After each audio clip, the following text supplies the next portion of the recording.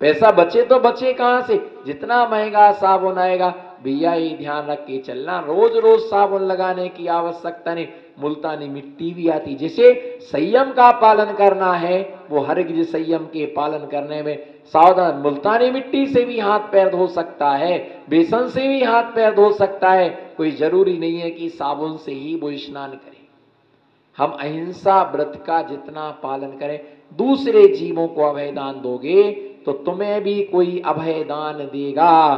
तुमने किसी जीव की रक्षा नहीं की तो तुम्हारी भी कोई रक्षा करने वाला, बोलो, तुमने किसी की रक्षा नहीं की, तुम्हारी भी कोई रक्षा करने वाला नहीं है। रोते रहना, तड़पते रहना, चीखते रहना, चिल्लाते रहना, कोई भी तुम्हारी सुनने वाला नहीं है। जो होगा सो, जो होगा सो का देखा जाएगा। हम तो अबे भोग रहे, का देखा जाएगा। जो होगा सो भूलना मत इस बात के लिए, मदन लाल जी, भूलना मत इसके लिए, है ना। जो होगा ऐसा नहीं सोचना। अच्छा काम तो कैसे? अष्टान का पर्व में राजा ने क्या किया? घोषणा करा दी, कोई भी जीवों की हिंसा नहीं करेगा। 8 दिन तक कोई भी जीवों की हिंसा नहीं करेगा, और जो जीवों की हिंसा करेगा उसके लिए मृत्यु दंड दिया जाएगा, फांसी की सजा दी जाएगी, सूली की सजा उसके लिए दी जाएगी। उसने क्या किया? मातंग का काम होता है सूली की सजा देना। वो काले कपड़े पहनता है, जो काले कपड़ा पहने समझ लेना ये चंडाल है। जो काले कपड़े पहने समझ लेना ये चंडाल है, क्योंकि जैन व्यक्ति काले कपड़ों को स्वीकार नहीं करता है, काला कपड़ा नहीं पहनता है। काले कपड़े पहनने ही नहीं चाहिए, इतना अशुभ बताया। और कम से कम ऊपर का कपड़ा तो काला ना रहे, साइड तो कम से कम काली ना रहे, भी यही ध्यान रहे। उसने निषेध किया, परंतु उसका जो राजा का बेटा था वो मांस का लोलोपी था। राजा का जो बेटा था वो मांस का लोलोपी था। उसने मेढे के लिए रात को मार डाला, उसका मांस पका के खा लिया। सुबह बनमाली ने जाकर के राजा से कहा कि हे राजन, आपकी आज्ञा का उल्लंघन हो गया। क्या कहा? आपकी आज्ञा का उल्लंघन होगा। क्या हुआ? किसी ने खेत में मेढे को मार करके मारा है, खाया है उसके लिए, जबकि बनमाली ने देख लिया था कि राजा के पुत्र ने ही ऐसा कुकृत्य किया है। पर अब बताए कौन? डर लगता कहीं ऐसा न हो कि बताएं और हमारे ऊपर आफत आ जाए, हमको सूली की सजा दी जाए, आफत में पड़ जाए। क्या किया जाए? तो उन्होंने क्या किया कि उसने जो है कहा, राजा ने पूछा किसने मारा? उसने कहा महाराज ये तो नहीं पता, पता किया गया। तो उस बनमाली को जब पूछा गया तो उसने कहा स्वामी जी, मेरा अपराध क्षम्य किया जाए, मुझे पहले अभयदान दिया जाए। क्या? मेरा अपराध? राजा है, राजा से कौन नहीं डरता है, राजा से हर कोई डरता है। हमारा अपराध क्षम्य किया जाए। बोलो, हमारा अपराध, हमारा अपराध क्षम्य किया जाए, हमारे लिए अभयदान दिया जाए। तो मैं बता सकता, चलो तुमको अभयदान दिया गया, तुम्हें कोई कुछ भी नहीं कहेगा, तुम्हें डरने की जरूरत, तुम्हें घबराने की जरूरत नहीं है। ठीक है। उसने कहा आपके बेटे ने मेढे को मारा है। ओहो, मेरे बेटे ने? जाओ मातंग नाम के चांडाल को बुला करके लाओ और उसके लिए आज ही सूली की सजा दी जाए। यमपाल चांडाल के लिए एक बार सर्प ने काट खाया था। जब उसके लिए सर्प ने काट खाया था तो वहां पर रिद्धिधारी मुनिराज बैठे थे, उनकी हवा लगते ही उसका विष क्या हो गया? दूर हो गया। उसने कहा मुझे सर्प ने काटा, मैं जिंदा कैसे हो गया? तो देखा कि पास में, बोलो पास में मुनिराज बैठे, उनकी कृपा से, उनके प्रभाव से मैं बच गया। तो उसने नियम ले लिया कि हम अष्टमी चतुर्दशी को किसी जीव की हिंसा नहीं करेंगे। अष्टमी पर्व क्यों मनाती बताओ? 14 का पर्व क्यों मनाती हो? बहुत सारी महिलाएं एक आसन करती हैं, बहुत सारी महिलाएं उपवास करती हैं, चलो उपवास नहीं कर सके तो अष्टमी को पूजा पाठ तो करते, कम चलो एक आसन नहीं कर पा रहे, आज अष्टमी है पूजन कर लो, छान करके पानी पी लो, है ना, आलू प्याज नहीं खाना, रात में नहीं खाना, दवाई नहीं खाना। आज अष्टमी का पर्व क्यों मनाती बताओ? बोलो नहीं मालूम, हाथ जोड़ो, मालूम नहीं मालूम? नहीं मालूम, पूछो, हमसे पूछो, हे गुरुवर, अच्छे से बोलो, हंस के कस के मुस्कुरा के, हे गुरुवर अष्टमी और चतुर्दशी का पर्व क्यों मनाते हैं? बोलो, हे गुरुवर अष्टमी चौदश का पर्व क्यों मनाते हैं? समझो इस बात के लिए।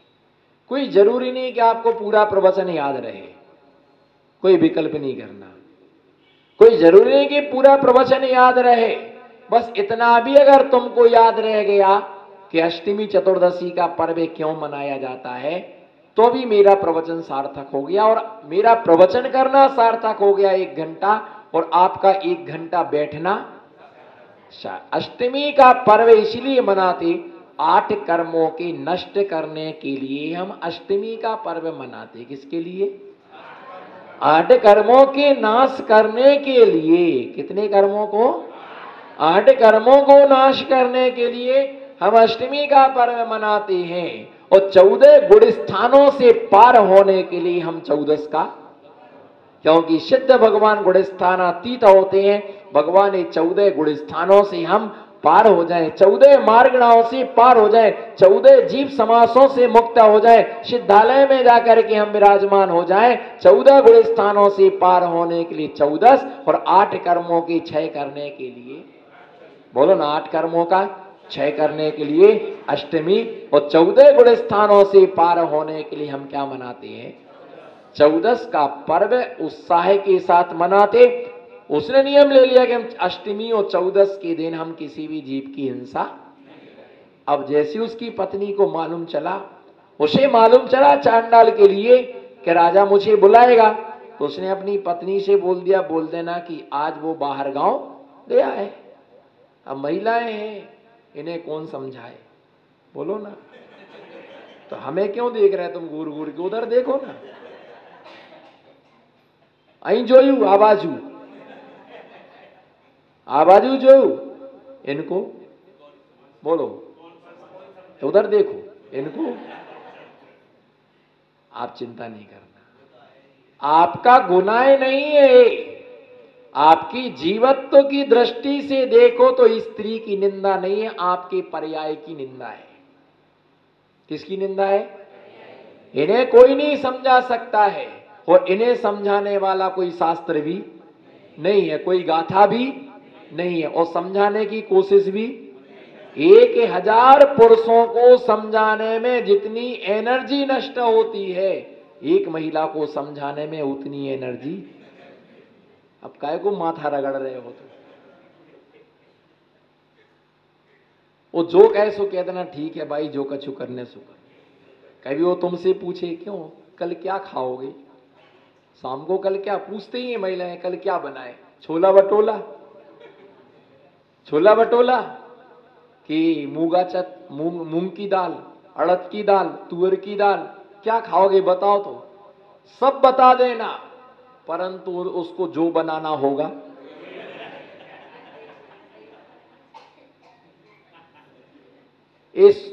मैं आपको बता दूं एक बात, मेरी खास पेटेंट है, मेरी शादी नहीं भई पर मैं बारात में गया 2-4 बार।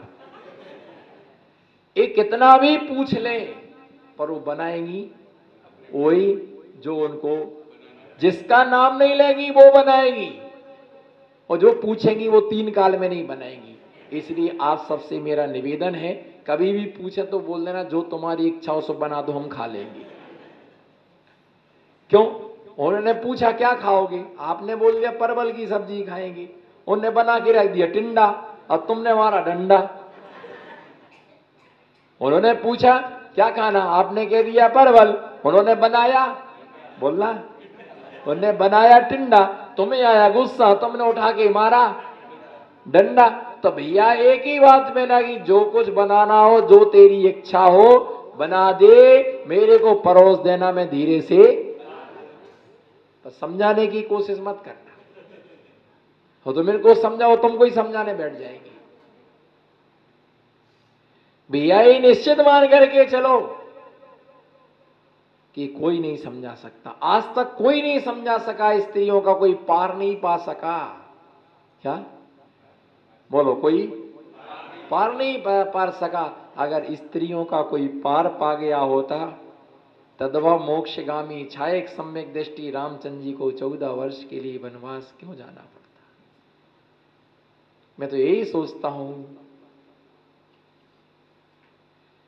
अगर इनका किसी ने पार पा लिया होता तो तद्भव मोक्षगामी छायक सम्यक दृष्टि राम के लिए कल राज्य सिंहासन पर राज तिलक होने वाला था, पर रात भर में पांसा पलट गया। क्या हुआ? बोल लो भैया, क्या हुआ? केकई ने क्या किया है ना? केकई ने क्या दिलवाया?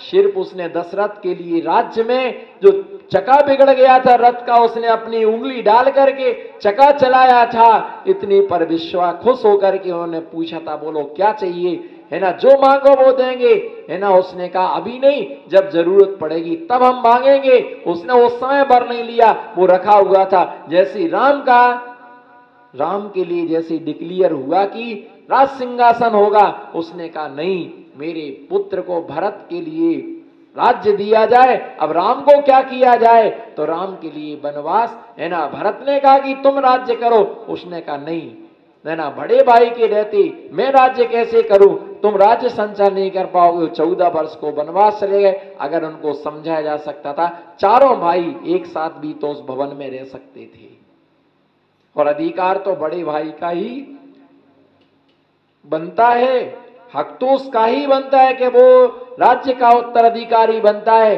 परंतु एक बस उसी महिला के कारण से अपने पुत्र को राज दिया गया, और उसके लिए क्या दिया गया? वनवास दिया गया। कौन समझाए? मैं कभी समझाने की कोशिश नहीं करता, मैं कभी कोशिश नहीं करता हूं। और जिस दिन समझाने की कोशिश करूं 25 घंटा सिर दर्द करता है। और सोच रहा 24 क्यों नहीं बोला, 25 क्यों बोला? 24 तो जी होगा, एक दिन और एक्स्ट्रा चलता है। भैया पर्याय ही ऐसी है। उसने कहा चांडाल कहां है? बुलाने गए सैनिक, चांडाल कहां है? बोले बाहर गांव गया है।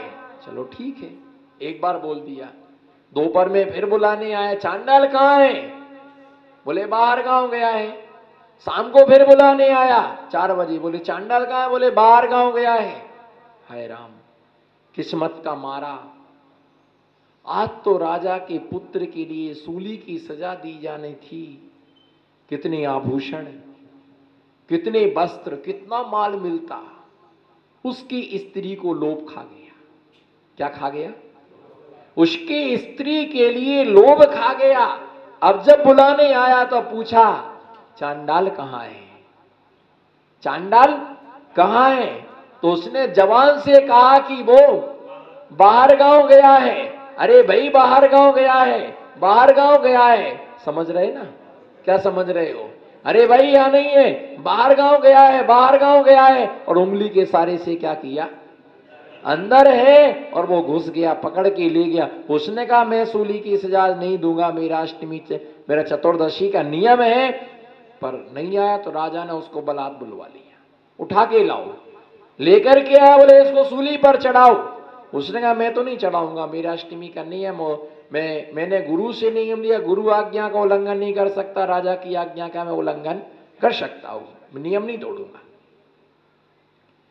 उसने नियम नहीं तोड़ा। राजा को इतना गुस्सा आया, इतना गुस्सा आया, उसने अपने सैनिकों के लिए आदेश दे दिया कि इसको बोरा में भर के तालाब में पटकाओ। क्या?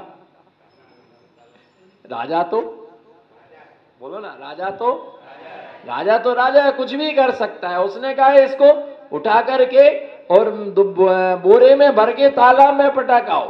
बोले जहां पटकवा लो पटकवा दो, जो होगा। ये माजलपुर वाले भूल नहीं पाएंगे, इसके लिए जो होगा। जो ना बोले उसे कैमरे की कसम, बोलो जो होगा। कोई बात नहीं, देखा जाएगा। उसके लिए बोरा में भर दिया, और बोरा में भर करके 4 सैनिकों ने जाकर के उसको तालाब में पटक दिया। पर मैं अष्टानकागी चतुर्दशी के दिन हिंसा तो नहीं करूंगा। व्रत भंगी महाभंगी, बोलो व्रत भंगी, जोश बोलो व्रत भंगी, व्रत भंगी महाभंगी। जो व्रत को भंग करता है उससे बढ़कर के दूसरा कोई भंगी व्रत पटकवा दिया। जैसे ही उसको पटका तो स्वर्ग में रहने वाले इंद्र का आसन कंपायमान हो गया। धर्मात्मा के ऊपर विपत्ति। अगर आज इनकी रक्षा नहीं की गई तो कल के दिन कोई धर्म नहीं पालेगा, अहिंसा धर्म का पालन नहीं करेगा। इसलिए इनकी रक्षा तो करना ही, बोलो इनकी रक्षा तो करना ही, जोर से बोलो, धर्मात्मा की रक्षा तो करना ही करना चाहिए। धर्मात्मा की रक्षा तो करना ही चाहिए। जो धर्मात्मा की रक्षा ना करे उससे बड़ा पापी इस जगत में धरती पर कोई दूसरा नहीं है। उसने जैसे ही पटक दिया, देव आए, बोरा खोल दिया, कमल की रचना, उसके ऊपर सिंहासन सोने का, उसके ऊपर उस चांडाल को बिठाला, चमर लगाए, उसकी पूजा की, उसकी वंदना की, उसकी स्तुति की। पूजा करने का मतलब ये नहीं लगाना कि अष्टद्रव्य से पूजा की। पूजा करने का मतलब उसकी प्रशंसा की, उसकी स्तुति की, है ना, उसकी प्रशंसा की कि तुमने बहुत अच्छा काम किया। जब वो राजा के लिए मालूम चला, बोलो जब वो राजा के लिए मालूम चला तो राजा खुद ही वहां पर पहुंच गया उस चांडाल के पास में, और वो क्षमा याचना करने लगा। ओहो, मेरे से बहुत बड़ी गलती हो गई, मेरे से बहुत बड़ी, है ना, गलती हो गई, आप मुझे क्षमा कर दीजिएगा, है ना, आप मुझे क्षमा कर दीजिएगा, मेरे से बहुत बड़ी, है ना, गलती हो गई, है ना, मैंने इस प्रकार से कुकृत्य किया। वो क्षमा याचना करने लगा। उसने कहा कोई बात नहीं, ये मेरा धर्म था, मैंने अपने धर्म का अच्छी तरह से पालन किया। इसलिए यमपाल चांडाल अहिंसाणु व्रत में प्रसिद्धि को प्राप्त हुआ। किसमें? यमपाल चांडाल अहिंसाणु व्रत में प्रसिद्धि के लिए प्राप्त हुआ। कोई जैन प्रसिद्धि को प्राप्त नहीं हुआ, कोई क्षत्रिय प्रसिद्धि को प्राप्त नहीं हुआ, कोई ब्राह्मण प्रसिद्धि के लिए प्राप्त नहीं हुआ। एक शूद्र व्यक्ति, है ना, जाति से चांडाल अहिंसाणु व्रत में आचार्यों के द्वारा स्तुत्य हुआ। हम बोलते हैं जैन धर्म किसका है? जो माने सो। जैन धर्म किसका है? जो माने, जो इसे स्वीकार कर ले, धर्म उसका है। कोई नियम ले ले कि हम जीवों की हिंसा नहीं करेंगे। जिन धर्म का पालन कर रहा है